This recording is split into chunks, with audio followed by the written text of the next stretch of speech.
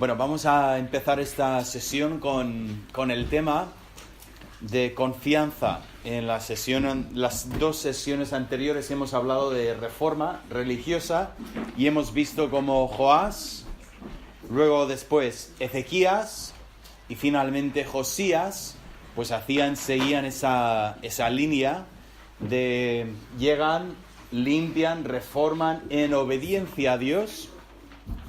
Y hoy, en este momento, vamos a ver el tema de confianza con Amasías, Uzías y repetimos con Ezequías. Vale, tal como empezamos comentando Asa, que había primeramente reformado la religión, empezamos aquí con ese ejemplo de David, cuando David tenía esa gran confianza en Dios, estaba esperando en Dios y dejando que Dios obrara, que lo comentamos en esta mañana. Pues vamos a ver ese tema en los reyes que hemos comentado. También el tema de Asa, si recordamos a Asa, ahí atrás, Asa, que era después de Roboam, pues llegamos a Abiam y luego Asa, que también había tenido esta confianza en Dios en la guerra contra Zera. Y ya entramos en, una vez más, tres reyes que ilustran esta confianza. Yo los tengo aquí marcados en el tabla. También, volviendo atrás, bueno, quería marcar Asa, al final está marcado Josafat, pero Asa. Y luego después vamos a hablar de Amasías, Azarías o Uzías, yo creo que lo conocemos mejor con el nombre Uzías, y finalmente Ezequías. Bien, vamos a lanzarnos y ver lo que tenemos en estas historias. Primeramente, empezamos con Amasías. Bien, hay una frase que nos llama la atención cuando empezamos con Amasías, y la frase se encuentra en 2 de Crónicas 25:2, donde nos dice que seguía a Jehová, pero no de perfecto corazón. No de perfecto corazón. Vaya forma de empezar, ¿no? Ya empezamos de sí, seguía a Jehová, pero no de perfecta corazón. Vamos a ver qué tenemos aquí en esta historia. Primeramente, lo primero que vemos de él es que castiga a los asesinos de su padre. Rebominamos un poco. ¿Qué pasó con su padre? ¿Qué asesinos son estos? Bueno, si recordáis, Joás, que había empezado genial, había empezado con el templo y tal, pero ¿cuál fue el evento clave en su vida? La muerte de su tío, su padrastro, o sea, como queramos llamarlo, pero cuando murió, después vemos que él deja que las cosas vayan por un camino o por otro, y al final mata a Zacarías. Zacarías era, si recordáis, su primo, que había crecido con él, y cuando lo mata, pues al final sus siervos terminan matándolo a él, asesinándole, que tampoco está bien, tampoco estamos diciendo que es correcto.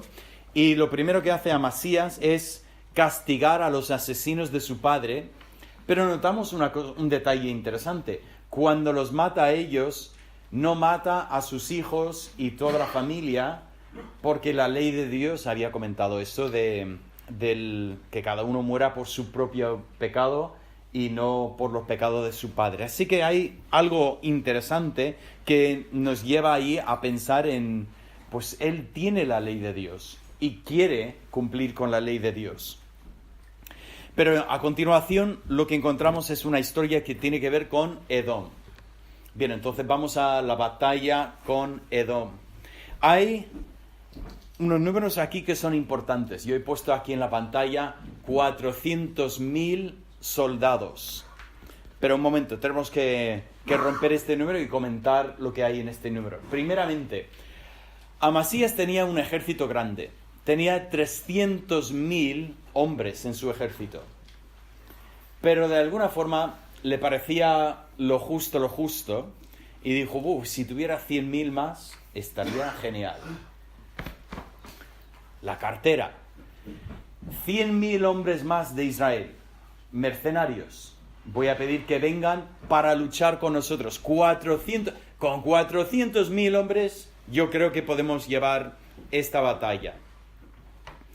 Bueno, dices, ¿y por qué tanto afán? Si tienes 300.000, digo yo, 300.000 por 100.000 más, tampoco es para tanto, ¿no?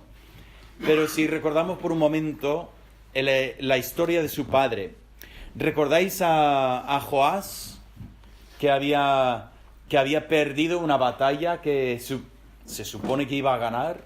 Se supone que iba sobrado y terminó perdiendo esta batalla que le llevó incluso a un desenlace que le llevó a su asesino, a sus asesinos a terminar con su vida. Por lo tanto, yo creo que si ponemos en el cuadro, empezamos a entender a Amasías, ese afán que tiene de necesito más, y coge dinero y alquila pues otros 100.000 hombres que vienen para luchar con él. Ahora, lo interesante de la historia es cuando viene el profeta de Dios. Vamos a buscarlo en 2 de Crónicas 25.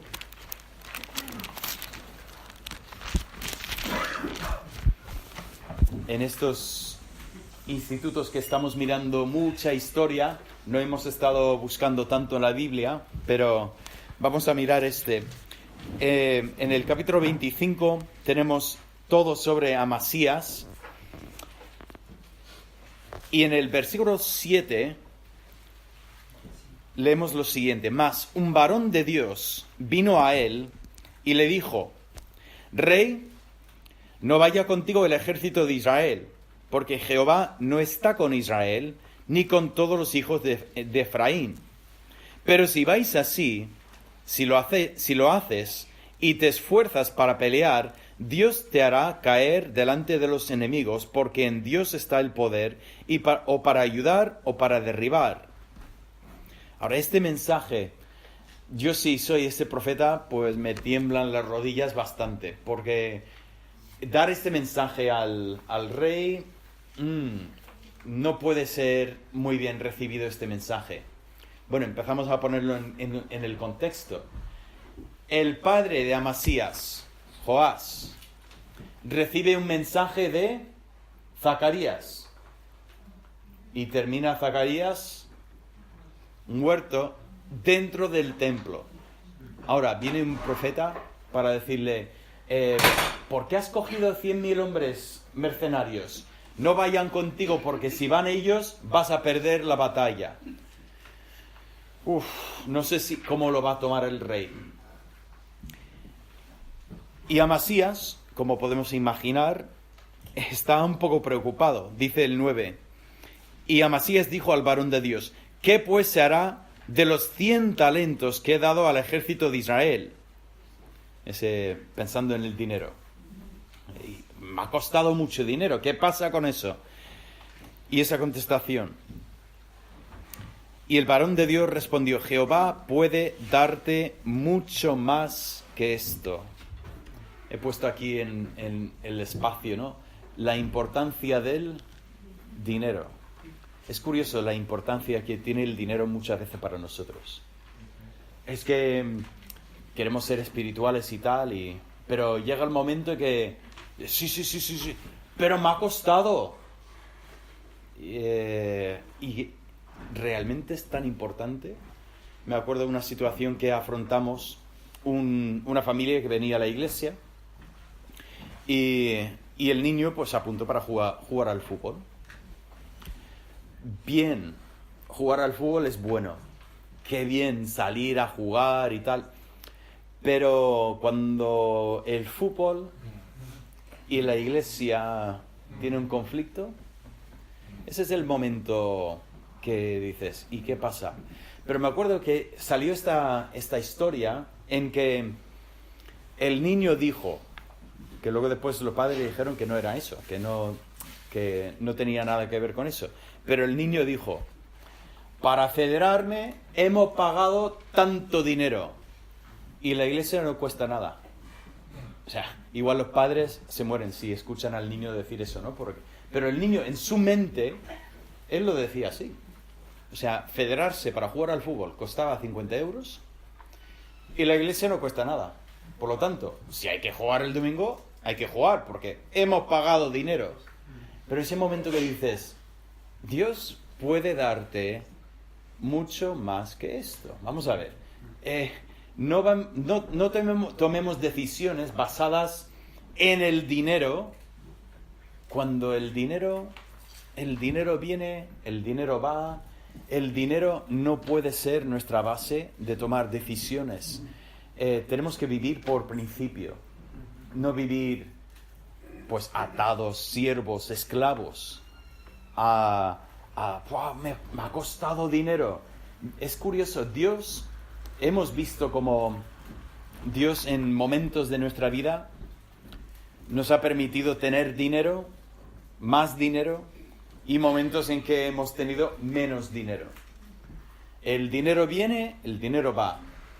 Cuando hay dinero, qué bien. Cuando no hay dinero, Dios provee también. O sea, no es que Dios nos abandone, pero la pregunta es, ¿qué hacemos? ¿Qué hacemos cuando tenemos dinero? ¿Qué hacemos? ¿Qué hacemos cuando no tenemos dinero? Y es aprender a vivir por principio. Bueno, así se presenta la situación ante Amasías.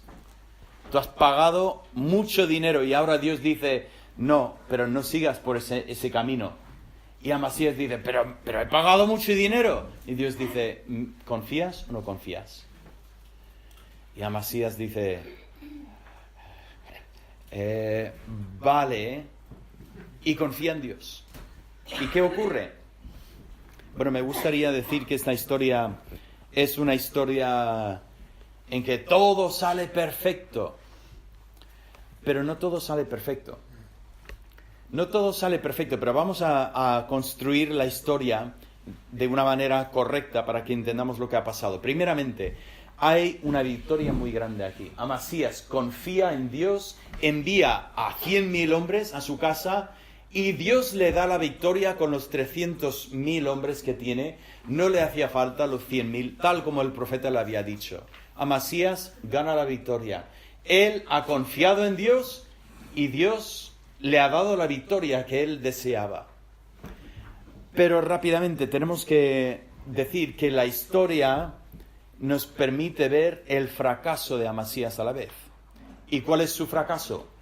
Su gran victoria es su confianza en Dios, pero curiosamente su fracaso es su falta de confianza en Dios. Vamos a ver lo que pasa. Versículo 14 dice lo siguiente. Volviendo luego a Amasías de la matanza de los edomitas, trajo también consigo los dioses de los hijos de Seir y los puso ante sí por dioses y los adoró y les quemó incienso. Esa es la parte de la historia y dices, ¿lo he leído bien? He saltado capítulo. Mira bien la página. ¿Estamos en la misma historia? Efectivamente. O sea, ¿cómo es posible? Yo estoy confiando en Dios. Entro en la batalla con 300.000 hombres, habiendo a 100.000 a sus casas. Gano la victoria y lo primero que hago es pillo los ídolos que hay por ahí y no los llevo como, trofeo. No. Los lleva y los pone ahí y empieza a adorarles. Y dices, pero Amasías, ¿tú estás bien de la cabeza? Estos dioses han ayudado a los de Edom a ganar la victoria contra ti. ¿Pero por qué harías eso? Y la verdad es que no tengo contestación a esta pregunta. No tiene sentido ese mensaje, esa actuación del rey. Por lo tanto, no es sorprendente cuando aparece una vez más el profeta de Dios. Versículo 15. Por eso se encendió la ira de Jehová contra Amasías y envió a él un profeta que le dijo, ¿por qué has buscado los dioses de otra nación que no libraron a su pueblo de tus manos? Y hablándole el profeta estas cosas, él le respondió, ¿te han puesto a ti por consejero del rey? Déjate de esto. ¿Por qué quieres que te maten? Y cuando terminó de hablar, el profeta dijo luego, yo sé que Dios ha decretado destruirte porque has hecho esto y no obedeciste mi consejo. Pero lo interesante es que obedeció el consejo. O sea, el consejo era: no vayas a la batalla con los de Israel. Y lo hizo. Y le fue bien. Y sin embargo, da la vuelta y desobedece el consejo de Dios. Y ahí está con los ídolos de esta nación. Ahora, dije que es importante que lo pongamos en contexto, porque realmente cuando leemos el texto, versículo 13 viene antes, y es lo que nos llama la atención.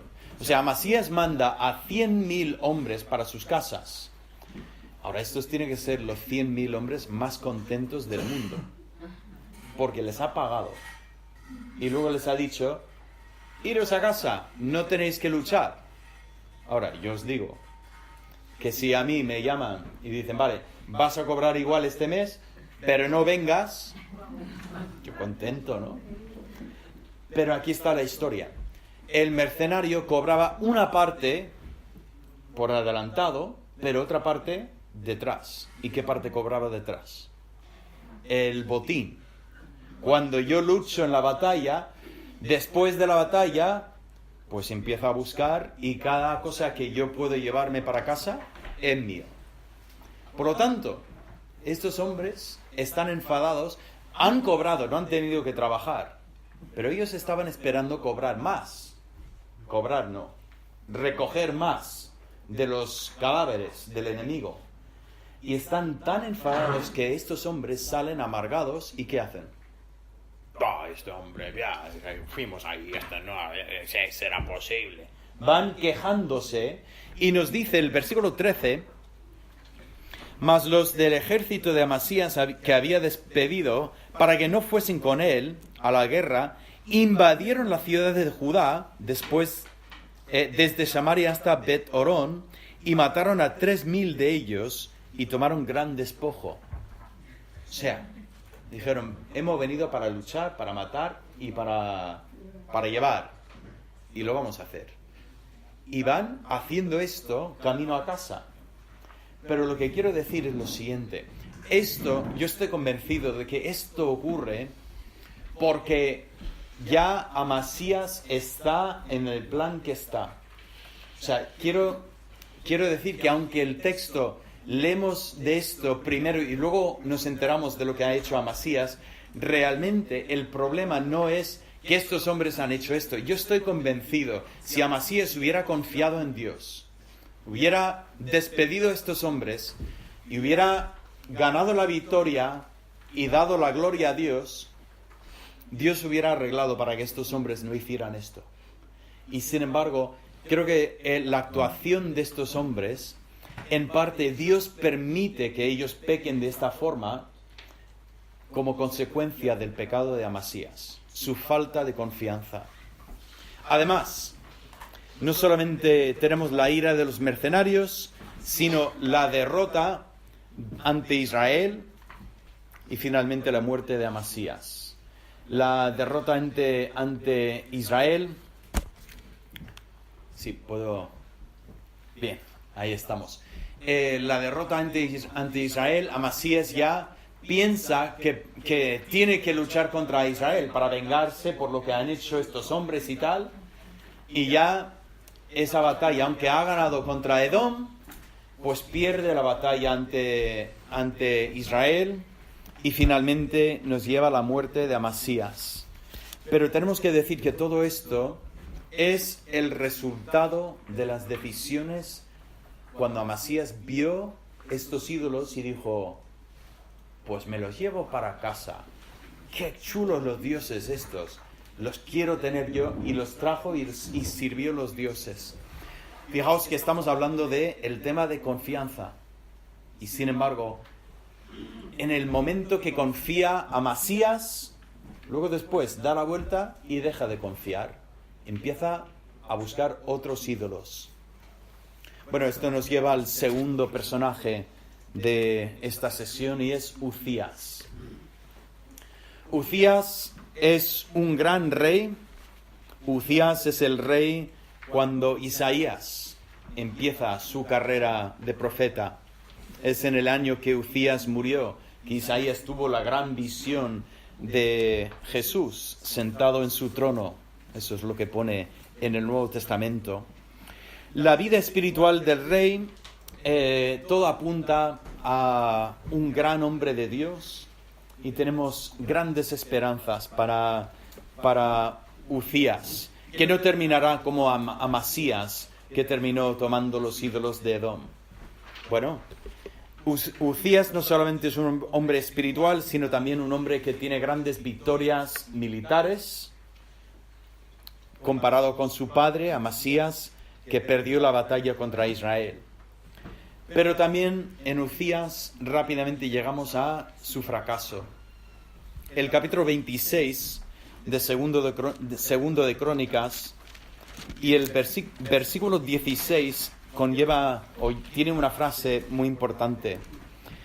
26:16 dice así: mas cuando ya era fuerte, su corazón se enalteció para su ruina. Fijaos en estas palabras: cuando ya era fuerte. Todos queremos estar fuertes, estar bien. Todos queremos llegar a este momento en que no dependemos de otros, pero hay un peligro muy grande en el momento que nos vemos fuertes, porque en el momento que más fuertes nos vemos, más débiles somos a la tentación. Esa tentación que viene y ni la vemos venir, o sea, nos viene y nos sorprende en ese momento. Quizás otros lo ven, y es lo curioso, muchas veces otros viéndonos lo ven venir, pero nosotros vamos pues cegados, como los caballos que van con las piezas así para que el caballo no mire lo que viene. El orgullo ciega a Uzías y es fuerte, ¡qué bien! Y sin embargo esa fuerza le lleva al orgullo. Y Uzías hace lo que es impensable. Entra en el santuario a sacrificar. Digo, es impensable, sobre todo si recordamos que ese no es el primero en cometer este error. ¿Recordáis? Saúl. Habíamos comenzado las historias de los reyes hablando de Saúl. Que Saúl está esperando a Samuel no viene, necesito que Samuel bendiga al pueblo, vamos a hacer un sacrificio. Bueno, si no está Samuel, pues voy a hacerlo yo. Y lo tenía justificado en su mente, seguro, estaba todo justificado. Si no lo hacía él, pues no iban a tener la bendición de Dios. Pero qué tontería, porque así tampoco tuvo la bendición de Dios. Y vemos como Samuel vino y le dijo a Saúl: pues ¿qué has hecho, Saúl? Pues aquí tenemos Uzías en su fuerza y orgullo, entra en el santuario, entra en el templo. Vinieron los sacerdotes detrás para enfrentarse con él y decir: rey, no has hecho bien. Y la reacción de Uzías es una vez más preocupante, porque lo que querríamos ver en este momento sería una reacción de humildad, de arrepentimiento, de decir: sí, ¿qué hago? Que tenéis razón, no sé qué estoy haciendo. Y sin embargo reacciona con ira Uzías, con ira contra estos que le han parado los pies en su pecado. Nos dice el versículo 17: y entró tras él el sacerdote Azarías, y con él 80 sacerdotes de Jehová, varones valientes, y se pusieron contra el rey Uzías y le dijeron: no te corresponde a ti, oh Uzías, el quemar incienso a Jehová, sino a los sacerdotes hijos de Aarón, que son consagrados para quemarlo. Sal del santuario, porque has prevaricado, y no te será para gloria delante de Jehová. Entonces Uzías, teniendo en la mano un incensario para ofrecer incienso, se llenó de ira, y en su ira contra los sacerdotes, la lepra le brotó en la frente delante de los sacerdotes de la casa de Jehová, junto al altar del incienso. esa escena, bueno, imagino cómo sube la sangre en la cara de Uzías, como para decirles, ¿quiénes sois vosotros para decirme lo que puedo y lo que no puedo hacer? Y en ese momento, con la sangre en la cara, pues empiezan a notar esas manchas de la lepra en su cara. Imagino los ojos de los sacerdotes llegando a ser como platos ahí mirándole al rey, y el rey de repente se da cuenta de que ha sido castigado por Dios, un castigo que ya estará con él el resto de su reinado. 52 años reinó Uzías, pero no pudo reinar él solo, tuvo que reinar con él su hijo, porque Dios lo había tocado con la lepra, pues en castigo por ese orgullo suyo. Qué interesante, empezamos hoy hablando de Mesías, ungidos. 3 personas ungidas, hemos hablado de reyes, estamos hablando de reyes. ¿Quién más es un ungido de Dios? Los sacerdotes y los profetas. Y comentamos, los primeros 2 que hablamos, los sacerdotes y los profetas, hay solapamiento. Hay sacerdotes que son profetas y profetas que son sacerdotes. Pero cuando tenemos un rey que intenta pues hacer el trabajo del sacerdote, Dios le llama la atención por Samuel y Dios le hiere con la lepra. Porque Dios de alguna forma está diciendo, no funciona así. Ninguno de mis ungidos realmente puede hacer las 3 cosas. Por cierto, había también reyes que eran profetas. Si entendemos sobre todo David y Salomón, cuando Salomón predica la palabra. Pero hay algo muy especial de llegar a ser los 3. ¿Y por qué será?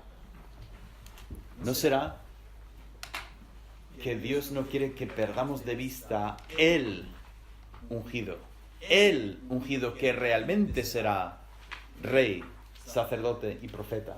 Cristo es el que viene y que va a hacer las 3 cosas. Y por lo tanto, en orgullo aquí, Uzías toma el lugar que no es suyo y Dios le castiga. Bueno, llegando a nuestro tercer rey en esta sesión, Ezequías. Ya hemos hablado de Ezequías, hemos hablado de Ezequías en su reforma religiosa, como él limpió, incluso llegando a destruir la serpiente de bronce. Pero os dije que Ezequías tiene 2 temas. Primeramente la limpieza y la reforma religiosa, pero en segundo lugar su gran confianza. Y aquí notáis que los textos no solamente tenemos segundo de Reyes y segundo de Crónicas, sino que también tenemos Isaías. Yo os digo que para mí los capítulos 36 al 39 de Isaías son la clave de interpretar el libro. De alguna forma nos ha dado una serie de profecías antes, luego tenemos del 36 al 39 y luego tenemos del 40 al 66, que son otras profecías de Isaías. Pero en medio tenemos capítulos que están tomados de los libros históricos. Y qué curioso, ¿no? Que no sé si os ha pasado, estás leyendo Isaías y de repente dice, ¿estoy en Isaías o no hemos leído esto antes? Sí, 2 veces antes, en Reyes y Crónicas. Pero Isaías trae ese material porque las historias sobre Ezequías son claves para el tema que está tratando Isaías. ¿Cuál es el gran tema de Isaías? El gran tema del libro de Isaías es ¿en quién confiarás? ¿En quién confías? ¿En los ídolos o vas a confiar en Dios? Y estas historias que están en los capítulos centrales de Isaías pues nos hablan de ese tema de confianza. Tenemos 3 historias aquí. Primeramente, empezamos con la historia de Ezequías y he dicho aquí una prueba militar. Vale, tenemos una situación militar, una invasión que viene Y aquí está Ezequías viendo al enemigo que viene y ya él sabe que él tiene esta batalla bastante mal, que lo tiene crudo. Hablamos hace un momento de la situación de Amasías, que tenía 300.000 personas, y dice, bueno, me viene bien 100.000 más para tener suficiente. Pero tengamos en cuenta ahora que Ezequías, estamos viendo una situación en que vienen los asirios y van a atacar Jerusalén, y realmente Ezequías no tiene ninguna esperanza. Desde luego no puede pagar a mercenarios para venir a luchar con él. O sea, está la situación bastante mal. Entonces, lo primero que hace es, él coge dinero e intenta pagar a los asirios. Ahora, esto es interesante porque nos da el detalle Reyes, pero no lo comenta en Crónicas. Así que miramos en Segundo de Reyes 18.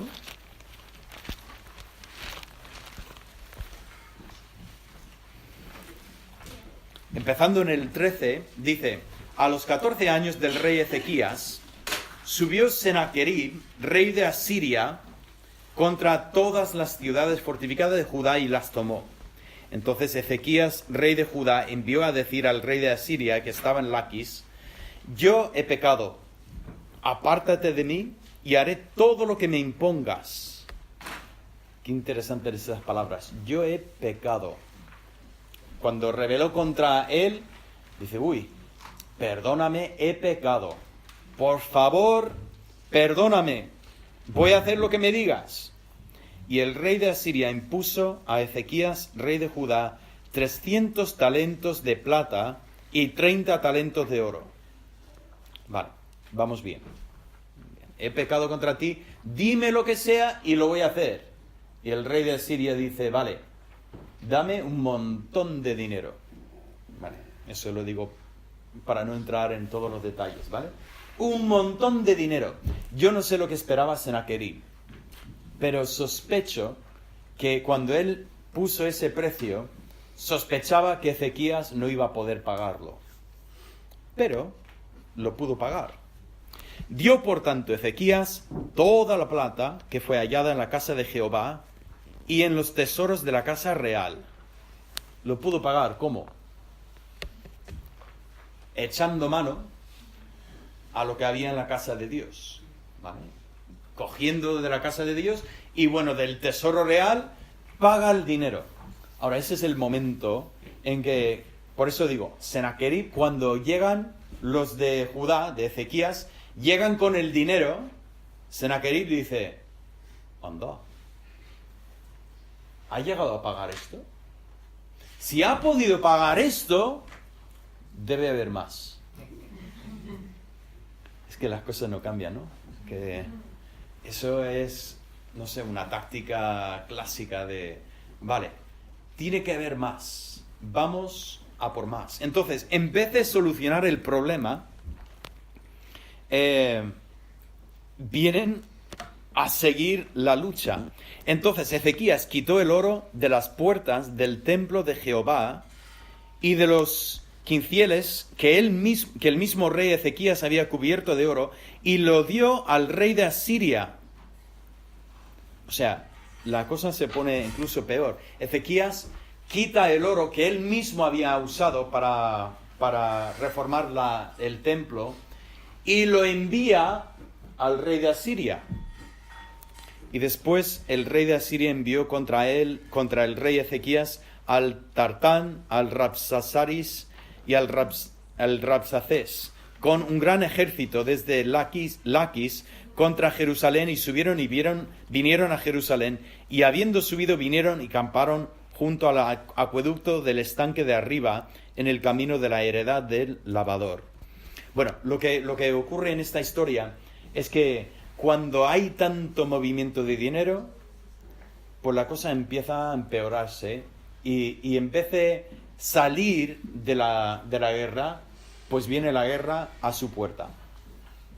Ezequías, pues, por cierto, no lo he comentado aquí, pero nos dice en Segundo de Reyes 20:20 que prepara el túnel de Siloé, y algunos si habéis viajado a Jerusalén, está todavía ese túnel. ¿Vosotros lo habéis pasado?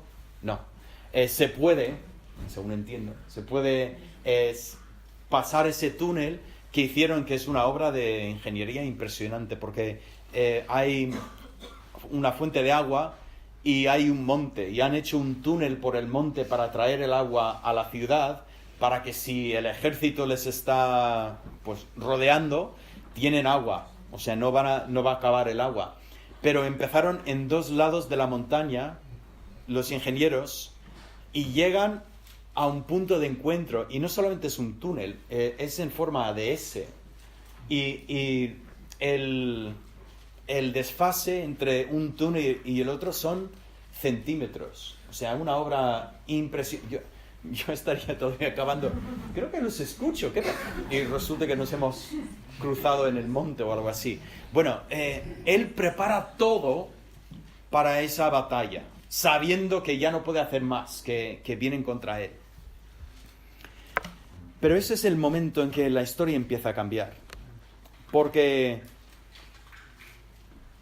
justo cuando vienen estos hombres empiezan a decir: mira, vosotros vais a caer en nuestras manos, os vamos a matar a todos. Sí, estáis dentro de las murallas de Jerusalén, tenéis vuestra agua, bien, perfecto, pero vais a morir de hambre. Y estos hombres, que son los representantes del rey, dicen: por favor, ¿nos lo puede decir en arameo? Porque no hace falta decirlo en hebreo. Porque así la gente, les está molestando la gente, y dice: no hemos venido para dar este mensaje a ti solamente, sino también a ellos. O sea, entendéis el tema del lenguaje, que el arameo era el idioma de los asirios, y sin embargo en Israel se hablaba hebreo, que son hermanas, o sea, son idiomas parecidos, pero dice: por favor, que no lo digas así. Y dice: no, queremos que la gente escuche. O sea, es una batalla para quitar lo que es el ánimo del pueblo. Y Ezequías coge ese mensaje, ¿y qué hace? Lo lleva ante Dios.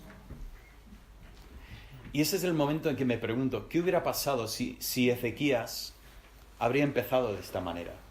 En vez de empezar sacando todo la plata, luego después el oro del templo. ¿Y qué si hubiera, desde el primer momento, llevado esto a Dios y haber dicho: Dios, mira lo que han dicho? Qué pena que no sabemos lo que hubiera pasado. Pero aquí Ezequías por fin lo lleva ante Dios.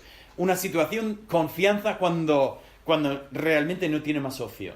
O sea, lo único que puede hacer ahora es confiar en Dios. Y confía en Dios, ¿y qué pasa? Curiosamente, llega la voz de que están atacando en casa y nosotros tenemos que retirarnos de Jerusalén para volver a casa, para defender nuestra casa. Y el rey manda un mensaje a Ezequías diciendo: no te creas ni por un segundo que tu Dios ha hecho esto. Si nos vamos, es que vamos a volver y vamos a terminar esto. Y se van. Y Ezequías, cuando él coge esta carta, ¿qué hace? La lleva ante Dios y dice: Dios, ¿tú has visto lo que ha dicho este? O sea, tú has hecho un milagro para que tengan que retirarse. Y mira lo que él dice. Y Dios responde, terminando de castigar a este ejército. Incluso nos dice que Sennacherib vuelve a su casa y que sus propios hijos lo asesinan. Ahora, tenemos una vez más una historia de un hombre que confía en Dios en una situación imposible, y Dios contesta.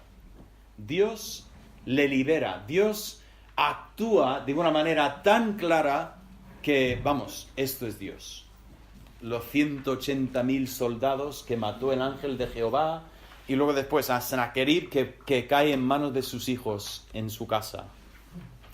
Ha confiado en Dios y Dios se ha demostrado fuerte. Pues bien, tenemos otra historia. Tenemos la historia en que confía en Dios en una prueba física, una enfermedad. ¿Vale? Primeramente empezamos con una prueba militar. ahora tenemos una prueba física. Primeramente tenemos una prueba nacional, ahora tenemos una prueba personal. Tiene una enfermedad.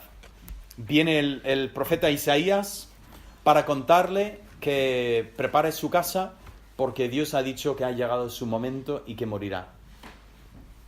No sé de vosotros, pero tiene que estar bien recibir un aviso y saber. O sea, porque normalmente la muerte nos llega en un momento inesperado. Pero aquí viene el mensaje y dice, vale, prepara todo y vas a morir. Ahora digo, tiene que estar bien. No sé, tampoco quiero que vengan con esta noticia, tampoco estoy pidiendo esto, pero es curioso, ¿no? Que Dios le da un aviso diciendo, vale, ha llegado tu momento. ¿Y cuál es la reacción de Ezequías? Queremos un momento de gran confianza en que confía en Dios. Y en parte es lo que tenemos. En parte tenemos una reacción un poco de enfado y un poco... ¿Ya? ¿Me toca ya? Pero nada más estamos empezando. O sea, cualquiera de nosotros que somos padres sabemos esta reacción, porque cuando vas a recoger a tu hijo del cumpleaños después de 4 horas, dices, hijo, ponte los zapatos que nos vamos. Te dice, ¿ya? 4 horas has estado en una habitación pequeña, con niños gritando, que huele a sudor, y me dices, ¿ya? Pero bueno, Ezequías se queja y vemos que Dios permite que tenga 15 años más de vida, incluso dándole una señal en que la sombra se mueve de una manera que es evidentemente la mano de Dios. Y decimos, qué interesante, Ezequías ha vuelto a confiar en Dios. Ahora, con esta historia llegamos a la tercera historia, en que vienen los mensajeros de Babilonia. Vale, ya hemos comentado algo de Babilonia esta mañana. Hemos hablado de Asiria, que es el ejército que ha venido contra él, Sennacherib. Babilonia, que no es nadie. Babilonia en estos momentos es una pequeña... un país, una ciudad que está cogiendo fuerza, pero no es nada comparado con Asiria. Pero vienen a él estos mensajeros para felicitarle un poco, que mira, enhorabuena, que entendemos que has estado enfermo y que te has recuperado, y lo recibe con tanto gozo. Mira, os muestro todo lo que tengo. Yo me pregunto cuánto tendría él. Después de todo lo que ha pagado a los asirios, es que no le puede quedar mucho, pero bueno, les enseña todo lo que tiene. Y el momento de esta historia que nos llama la atención, lo encontramos en la reacción del profeta Isaías. Vale, vamos a mirar esto. En Isaías 39... tenemos este capítulo cortito en Isaías, porque narra esta historia que es cortita. Empezando en el versículo 5. Entonces dijo Isaías a Ezequías, oye palabra de Jehová de los ejércitos, he aquí, vienen días en que será llevado a Babilonia todo lo que hay en tu casa y lo que tus padres han atesorado hasta hoy. Ninguna cosa quedará, dice Jehová, de tus hijos que saldrán de ti y que habrás engendrado, tomarán y serán eunucos en el palacio del rey de Babilonia. Y dijo Ezequías a Isaías, la palabra de Jehová que has hablado es... ¿Tu Biblia pone buena? Eso no es la palabra que yo esperaba. Yo esperaba otra palabra ahí, pero mi Biblia también pone buena. Y añadió, a lo menos haya paz y seguridad de mis días. ¿Cómo comemos esa respuesta? Hay momentos que dices, quiero ver la película. No, porque la película siempre lo hacen mal. Hubiera querido escuchar a Ezequías pronunciar estas palabras. Porque leyendo las palabras, como que parece que no cuadra con la situación que estamos viendo. O sea, Ezequías recibe con los brazos abiertos a estos mensajeros de Babilonia y Dios dice, ¿qué has hecho, Ezequías? Todo lo que han visto se lo van a llevar. Y efectivamente, así Daniel es el cumplimiento de esta profecía. Daniel y los 3 amigos suyos que llegan a ser eunucos en la casa. Esta es la profecía que nos lleva a Daniel.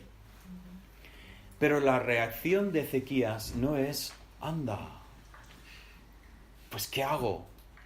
Pues no tendría que haber hecho esto. Vale, vamos a intentar entender lo que está pasando aquí.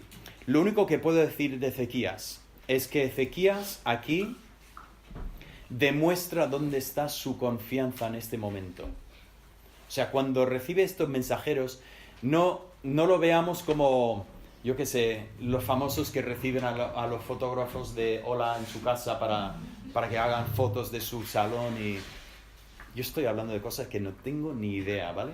Que imagino que eso ocurre en las revistas, ¿no? No es eso, sino que lo que tenemos aquí es un hombre que, a pesar de que Dios le ha librado de las manos del potente ejército de Asiria, de repente tiene oportunidad y está intentando impresionar y quedar bien con los de Babilonia. Y lo único que puedo decir es que algo ha pasado en la confianza de este hombre. Y en vez de estar confiando 100% en Dios, de repente él está intentando hacer vínculos con Babilonia que a lo mejor le pueden servir en el futuro. Y cuando Dios ve su corazón, Dios dice, ¿qué has hecho? Tú sabes que todo lo que le has mostrado para intentar impresionarles, ellos se lo van a llevar. Y cuando responde, la única palabra que me viene a la mente es que responde con cierto sarcasmo y desprecio, diciendo, muy bien, fantástico, que lo hagan, me da igual, por lo menos no va a ocurrir en mi vida. Él sabía que tenía los días contados, Dios le había dicho 15 años más, y dice, pues bueno, me da igual. Y eso me lleva a mi conclusión, que digo, mira, qué 3 hombres más grandes, ¿no? Amasías, wow, confía en Dios y Dios le da la victoria contra Edom. ¡Wow! Uzías confía en Dios y mira, Dios le da victorias por todas partes. ¡Wow! Ezequías confía en Dios y Dios mata a 180,000 soldados de los asirios. Y luego se ocupa también del orgulloso, del Senaquerib en su casa. Sin embargo, salgo de estas 3 historias diciendo, pero qué mal.